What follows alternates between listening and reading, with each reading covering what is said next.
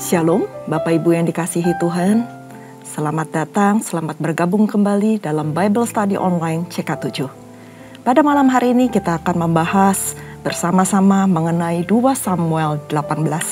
Dan sebelum kita mulai pembahasan kita pada malam hari ini, saya mengajak Bapak Ibu semua untuk kita sama-sama berdoa, memuji dan menyembah Tuhan. Mari kita sama-sama tinggikan namanya, kita sembah Dia. Korea wata shanda karawata sikika karya wata shanda karawata sikika. Terima kasih Yesus. Amin. Haleluya. Kami bersyukur Tuhan. Haleluya. Haleluya. Engkau baik Bapa. Engkau teramat baik, Engkau luar biasa, Engkau agung. Haleluya, haleluya. Korea wata shanda karawata sikika karya wata shanda karawata sikika. Haleluya. Bapa, besar sungguh kasih setiamu, nyata sungguh perlindunganmu, tak satu kuasa mampu pisahkan aku dari kasih-Mu. Bapa, ajarku selalu hormati-Mu,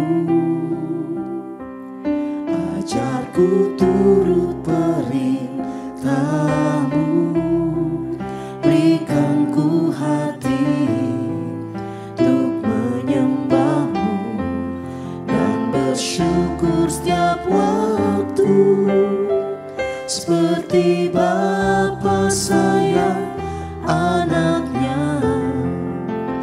Demikianlah Engkau mengasihiku, Kau jadikan biji mata-Mu, Kau berikan semua yang ada padamu, seperti Bapa sayang anaknya. Demikianlah Kau menuntun langkahku, hari depan indah Kau beri, rancangan-Mu yang terbaik bagiku.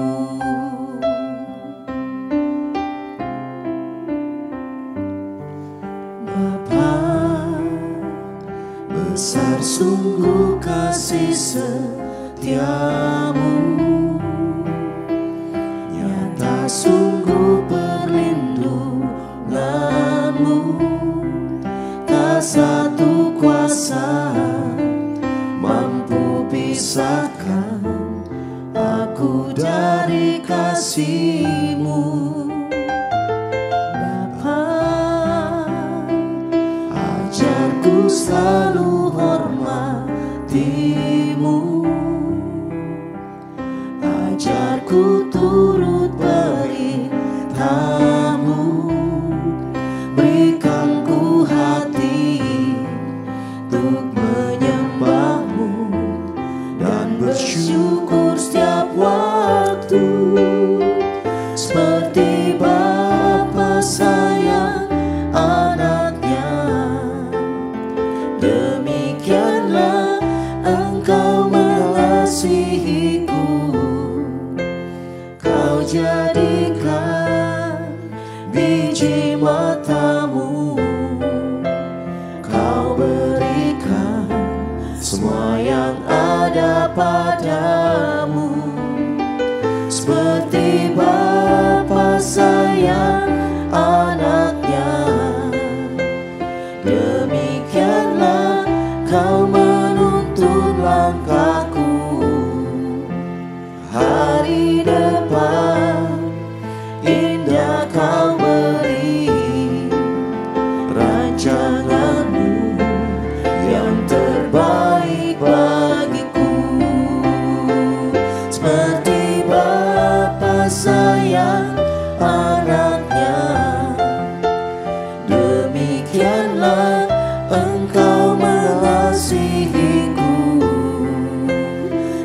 jadikan biji matamu, kau berikan semua yang ada padamu. Seperti Bapa sayang anaknya, demikianlah kau menuntun langkahku.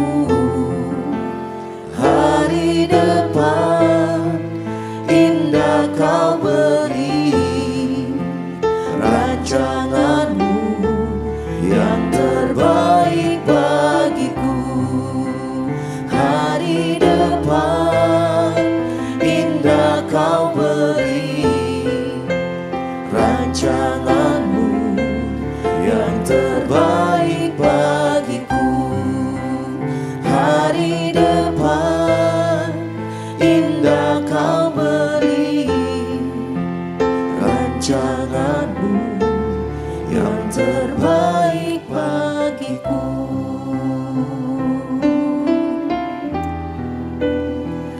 Terima kasih Tuhan, sebesar setiamu, sebesar anugerahmu, tiada masyarakat-Mu, tiada masyarakat-Mu, ya Tuhan, Yesus.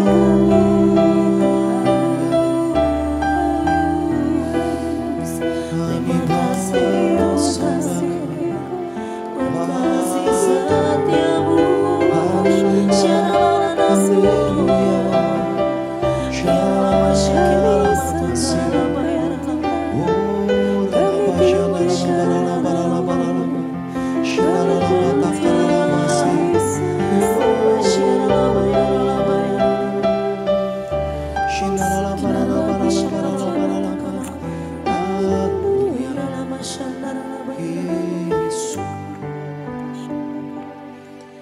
Engkau ada bersamaku di setiap musim hidupku.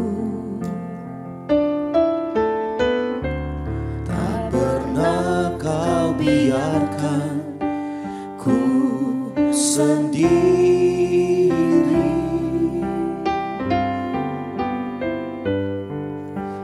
Kekuatan di jiwaku adalah bersamamu. Tak pernah ku ragukan kasih-Mu.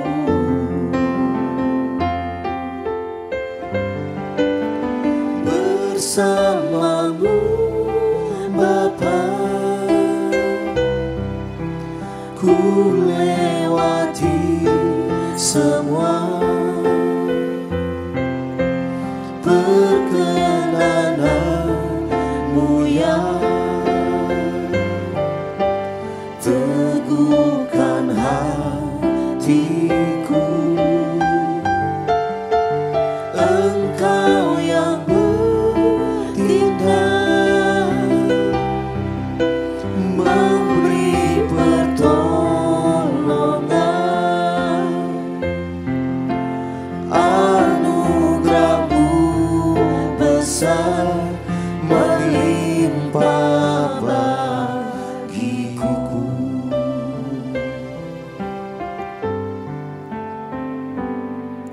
Engkau ada bersamaku di setiap musim hidupku. Tak pernah kau biarkan ku sendiri.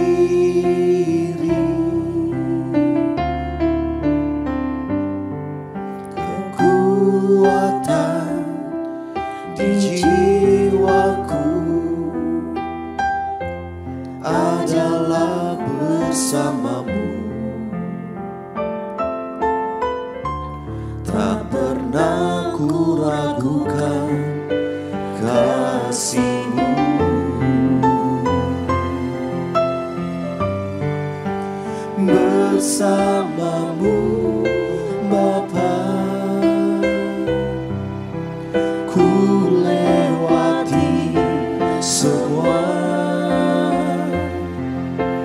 perkenananmu ya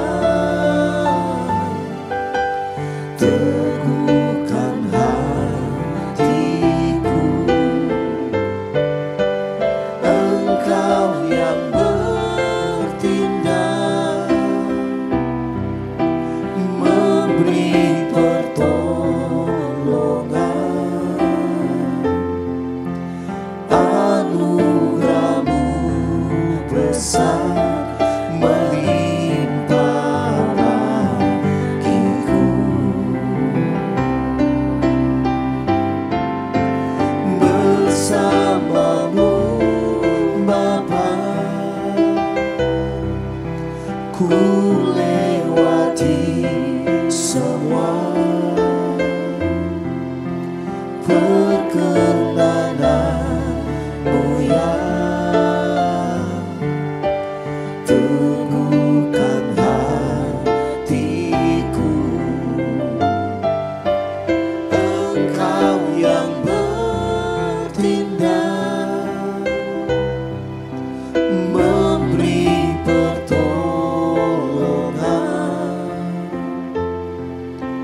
anugerahmu besar melimpah bagiku.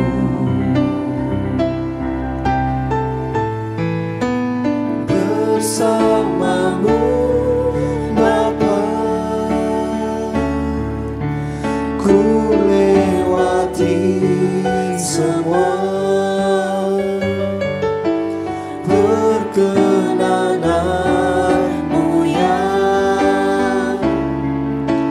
teguhkan hatiku. Engkau yang bertindak memberi pertolongan,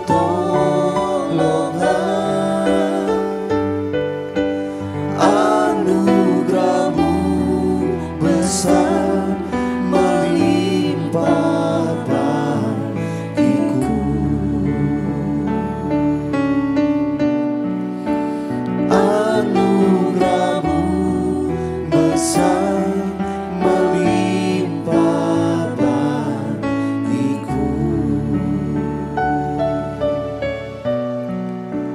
Anugerahmu besar melimpah bagiku.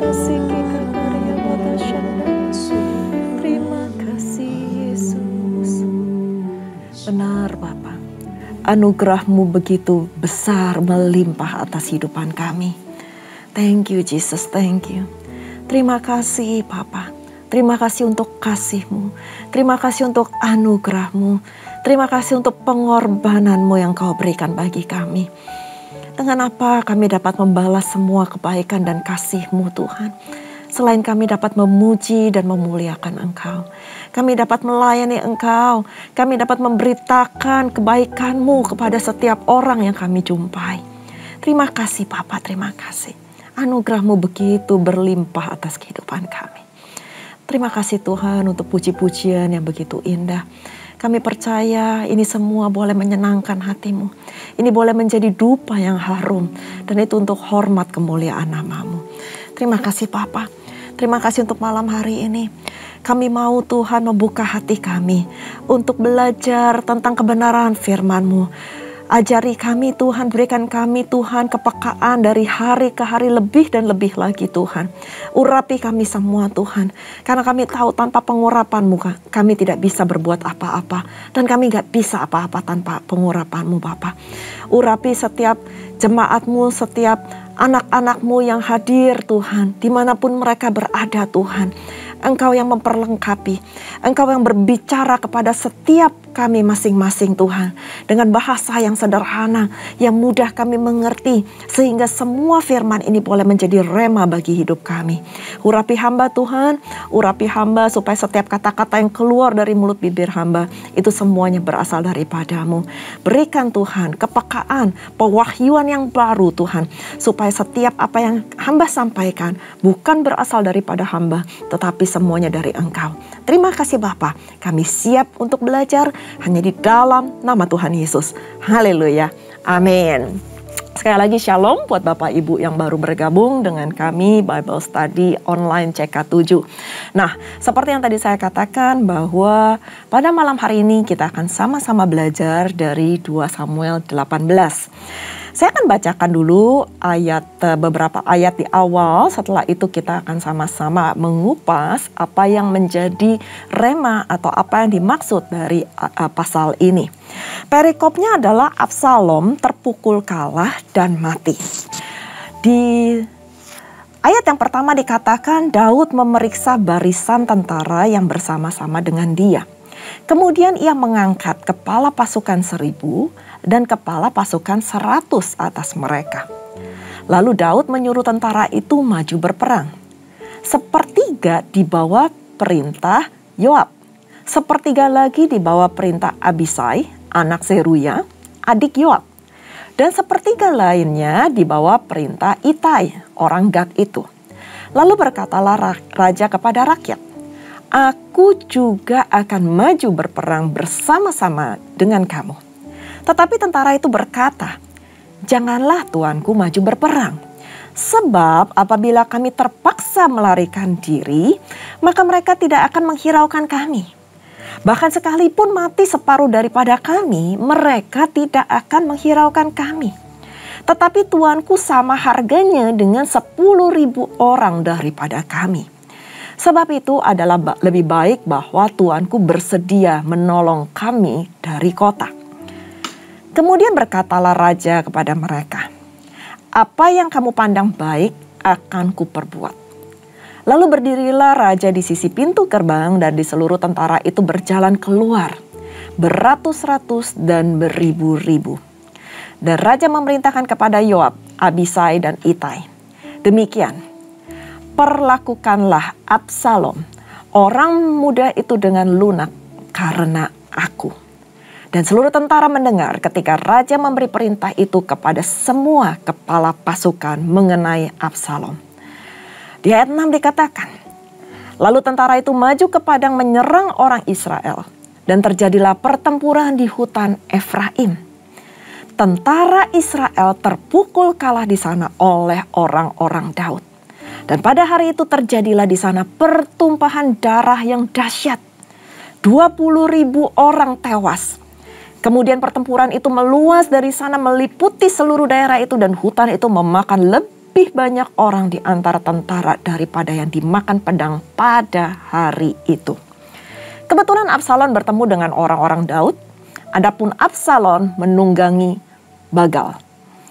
Saya artikan dulu apa itu Bagal, karena buat saya ini sesuatu kata yang baru Bapak Ibu. Saya cari apa itu Bagal, ternyata Bagal adalah sejenis kuda yang keturunan silang antara kuda betina, kuda jantan, dan keledai betina. Jadi ini keturunan silang antara kuda dan keledai. Nah, saya lanjutkan.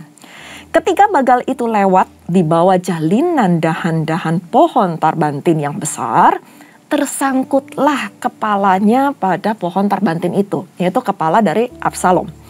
Sehingga ia tergantung antara langit dan bumi. Sedang Bagal atau kuda yang tadi antara kawin silang antara kuda dengan keledai, yang dikendarainya berlari terus. Seseorang melihatnya lalu memberitahu kepada Yoab, katanya, "Aku melihat Absalom tergantung pada pohon tarbantin." Yoab berkata kepada orang yang memberitahu kepadanya, "Apa? Jika engkau melihatnya, mengapa engkau tidak membanting dia ke tanah di tempat itu juga? Maka selayaknya aku akan memberi engkau 10 sikal perak dan 1 ikat pinggang." Tetapi orang itu berkata kepada Yoab, "Sekalipun aku mendapat 1000 shikal perak di telapak tanganku, takkan aku menjamah anak raja itu. Sebab di depan telinga kamilah raja memberi perintah kepadamu dan kepada Abisai dan kepada Itai karena aku. Sebaliknya jika aku mencabut nyawanya dengan khianat, tidak ada sesuatu pun yang tinggal tersembunyi kepada raja, maka engkau akan menjauhkan diri. Tetapi Yoab berkata, aku tidak mau buang-buang waktu dengan kau seperti ini. Lalu diambillah 3 lembing dalam tangannya dan ditikamnya ke dada Absalom, sedang ia masih hidup di tengah-tengah dahan pohon tarbantin itu. Kemudian 10 bujang membawa senjata Yoab mengelilingi Absalom, lalu memukul dan membunuh dia. Sesudah itu, Yoab meniup sangkakala sehingga tentara berhenti mengejar orang Israel, sebab Yoab mau menahan tentaranya. Lalu mereka mengambil mayat Absalom dan melempar ke dalam lubang yang besar di hutan itu. Kemudian mereka mendirikan di atasnya timbunan batu yang sangat besar. Dan seluruh orang Israel melarikan diri masing-masing ke kemahnya. Di pasal 18 yang terakhir yang akan saya bacakan. Sewaktu hidupnya, Absalom telah mendirikan baginya sendiri tugu yang sekarang ada di lembah raja. Sebab katanya, aku tidak ada anak laki-laki untuk melanjutkan ingatan kepada namaku. Dan ia telah menamai tugu itu menurut namanya sendiri, sebab sampai hari ini tugu itu dinamai orang Tugu Peringatan Absalom. Nah, Bapak Ibu yang dikasihi Tuhan, inilah akhir dari kehidupan Absalom. Suatu akhir yang sangat tragis yang membawa begitu banyak orang yang ikut mati bersama dengan dia. Kalau kita ingat bahwa tidak ada seorang pun yang dapat melawan Tuhan. Dan tidak ada hukuman yang lebih besar daripada orang-orang yang menentang Allah itu sendiri. Seperti yang ditulis bahwa tidaklah sekali-kali membebaskan orang yang bersalah dari hukuman. Oleh karena itu, jikalau kita pada saat ini diperhadapkan dengan sebuah kehidupan atau sebuah masalah, orang lain jahat sama kita, nggak usah takut. Karena kita nggak usah mengalahkan orang-orang tersebut, tetapi orang-orang tersebut yang akan mendapatkan hukumannya tersendiri daripada Tuhan. Sebab sebenarnya kalau kita pikirkan cerita tentang pertempuran antara Daud dengan Absalom ini ada di posisi yang serba salah, Bapak Ibu yang dikasihi Tuhan. Baik Daud menang ataupun Daud kalah, akhirnya toh akan tetap kalah. Karena apa? Karena Daud itu melawan anaknya sendiri, Absalom. Sampai-sampai Yoab itu melarang Daud untuk ikut serta di dalam pertempuran itu karena dia tahu bahwa Daud akan berhadapan dengan anaknya sendiri. Sehingga Daud memerintahkan kepada para tentaranya, seperti yang tadi kita sudah baca, pertahankan nyawa anaknya yaitu Absalom demi dirinya. Nah, perintah ini menjadi permohonan dari seorang ayah supaya anaknya jangan dibunuh. Padahal anaknya itu adalah musuhnya sendiri. Bahkan anaknya itu ingin membunuh bapaknya. Anaknya dan sebagian rakyatnya memberontak terhadap pemerintahan yang dipegang atau dikuasai oleh Daud. Dan peristiwa ini adalah sebuah penggenapan dari nubuatan Nathan. Peperangan ini memang dimenangkan oleh tentara Daud. Selain kekuatan dari jumlah orangnya, juga peperangan ini dimenangkan karena faktor alam. Karena hutan yang begitu lebat, yaitu yang berada di hutan Efraim. Ini yang menjadikan salah satu awal proses kematian Absalom. Kepalanya tersangkut di dahan tarbantin, lalu Yoab itu membunuhnya karena dapat laporan dari anak buahnya. Itu loh, Absalom tersangkut. Lalu Yoab menyuruh membunuh, tetapi tentaranya bilang enggak. Karena dia mengikuti apa yang dititahkan oleh raja. Sehingga Yoab mengambil dan membunuhnya sendiri. Nah, apa yang dilakukan untuk ini menjaga Daud sebagai raja?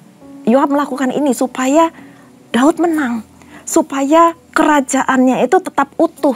Melindungi tentara-tentaranya. Melindungi rakyat-rakyat Israel dari pertumpahan darah yang lebih lanjut.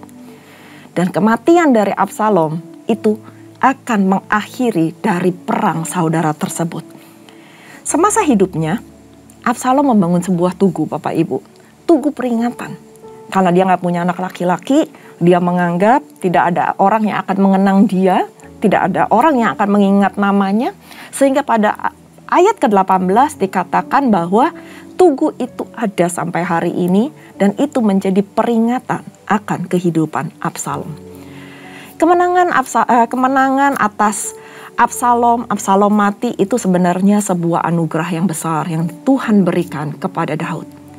Gak heran kalau Ahimaas melihat kemenangan tersebut adalah sebuah keadilan yang Tuhan Allah berikan kepada Daud. Maka ia begitu bersemangat untuk ingin menyampaikan kabar baik itu kepada raja. Tapi di ayat berikutnya, di ayat 19 dan berikutnya, Yoab tahu bahwa kematian Absalom itu bukan kabar baik. Karena itu bukan kemenangan. Tetapi itu akan membawa kesedihan yang mendalam di hati Daud, di hati raja. Oleh karena itu, Yoab gak mau kabar tersebut dibawa oleh Ahimaas kepada Daud, kepada raja. Sehingga Yoab menolak 2 kali berusaha mencegah Ahimaas. Namun Ahimaas bersikeras dan akhirnya Yoab melepaskan Ahimaas untuk tetap pergi. Menyampaikan kebenaran itu, kemenangan itu kepada Daud. Benar saja apa yang diduga oleh Yoab bahwa berita kemenangan yang disampaikan oleh Ahimaas itu gak membuat Daud tuh seneng. Gak membuat Daud itu lega. Gak membuat Daud itu tertarik. Tetapi justru sebaliknya, Daud bersedih hati. Daud gak menanyakan bagaimana hasil peperangan yang dilakukan oleh prajuritnya. Tetapi yang menjadi fokus dari perhatian Daud adalah tentang keselamatan Absalom. Itu kita bisa baca pada ayat yang ke-29 dan ayat yang ke-32. Kalau kita lihat, apakah Daud bijaksana sebagai seorang pemimpin? Sebagai seorang raja yang saat itu terang-terangan ingin melawan pemberontakan yang ada di dalam kerajaannya sendiri. Kita bisa katakan bahwa Daud itu kurang bijaksana. Tapi bagaimanapun juga, yang mati atau yang kalah itu adalah anaknya sendiri. Ini seperti buah si malakama. Apapun yang terjadi akan serba salah, Bapak Ibu sekalian. Dia menang berarti anaknya mati, tapi kalau dia kalah berarti dia harus kehilangan semua kerajaan yang dimilikinya. Bahkan itu juga mengancam nyawanya. Kalau kita punya anak, kita sudah memiliki anak, kita pasti bisa merasakan apa yang dirasakan oleh Daud pada saat itu. Sebagaimanapun mungkin anak kita mendukakan hati kita, kita pasti gak mau bahwa anak kita itu mengalami kecelakaan. Bahkan sampai anak kita binasa karena kesalahannya sendiri. Karena apa? Gak ada orang tua apalagi bapak yang ingin kematian dari seorang anaknya. Kisah yang panjang ini menggambarkan begitu banyak kegagalan dalam kehidupan manusia. Di dalam mengasihi, di dalam mendidik anak mungkin, di dalam menahan keinginan daging atau hawa nafsu, dan juga di dalam mengampuni. Dimulai dari dosa yang diperbuat oleh Daud terhadap Batsheba, lalu Amnon dan Tamar, dan Absalom yang ingin menguasai kerajaan. Kisah ini menggambarkan begitu banyak dosa dan dampaknya yang merusak segala sesuatu yang telah Tuhan tata dengan baik. Kadang-kadang kita juga bertindak tanpa kita memikirkan dampaknya. Kita buat hal-hal yang mungkin menyenangkan keinginan daging kita semata. Kita bermain dengan dosa tanpa memikirkan akibatnya kepada diri kita dan juga kepada orang-orang yang kita kasihi. Bapak Ibu harus ingat bahwa kita menyembah Allah yang adil. Allah kita memang penuh kasih, maha mengampuni. Tetapi ada harga yang harus kita bayar dengan kesalahan yang kita perbuat. Saya berdoa, apapun yang saat ini mungkin pernah kita lakukan, biarlah kita minta ampun pada Tuhan Dan Tuhan benar-benar mengampuni kita jikalau kita berbalik dan bertobat dari kesalahan kita. Jangan sampai kondisi apa yang Daud alami itu terjadi dalam kehidupan kita. Karena saya percaya Tuhan Maha Pengampun jikalau kita benar-benar minta ampun dan kita berbalik, bertobat dari jalan-jalan kita yang salah. Hatinya senantiasa tertuju kepada anak-anaknya. Hati Bapa selalu tertuju kepada kita. Mungkin kita berulang kali menyakiti hatinya. Mungkin kita berulang kali jauh kepadanya. Mungkin jangan sampai kita ada saat-saat, ada kala di mana kita berontak kepada Tuhan. Karena apa yang kita minta mungkin bertolak belakang dengan apa yang terjadi di sekeliling kita. Namun satu hal Bapak Ibu, Bapa kita yang di surga selalu merindukan kita kembali kepadanya. Saat kita jauh, Dia tetap sabar menanti kita. Dan Dia selalu menerima kita apa adanya. Menerima kita untuk kembali kepadanya. Setiap bapak seperti Daud tidak mengingini kebinasaan dari anaknya, kematian dari anaknya. Begitu juga Bapa kita yang di surga, Dia tidak ingin kita binasa.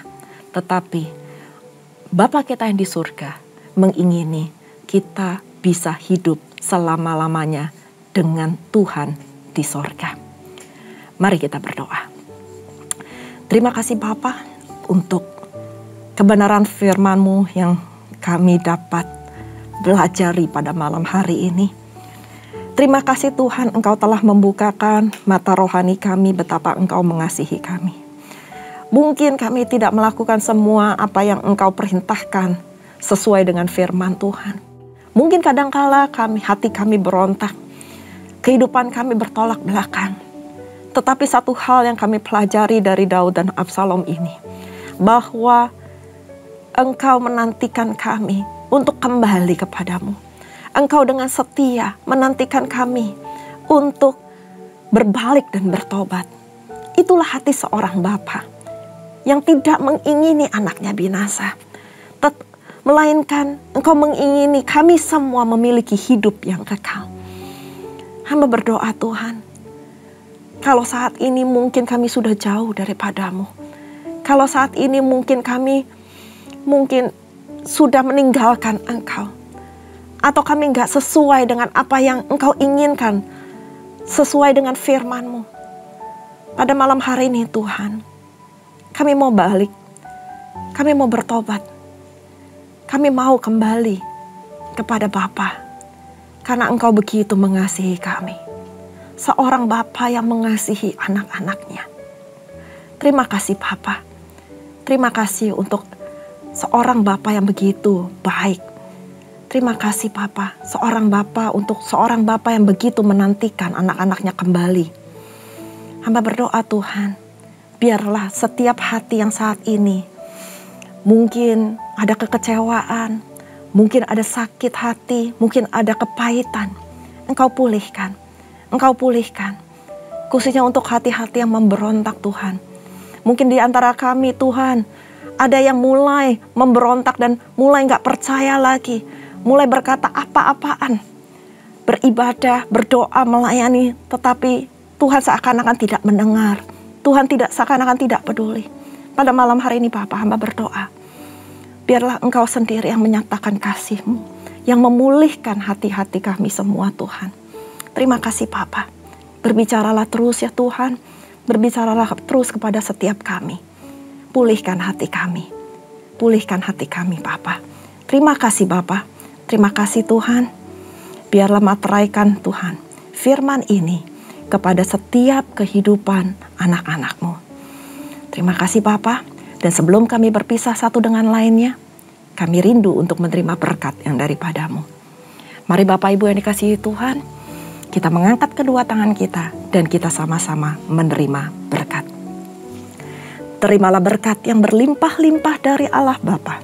Kasih karunia di dalam anaknya yang tunggal Tuhan kita Yesus Kristus. Dan persekutuan manis dengan Roh Kudus menyertai Bapak Ibu sekalian mulai saat ini sampai Tuhan Yesus datang untuk kedua kalinya menjemput kita di awan-awan permai dan bahkan untuk selama-lamanya. Mari kita yang sudah menerima berkat sama-sama katakan amin. Tuhan Yesus memberkati. Shalom.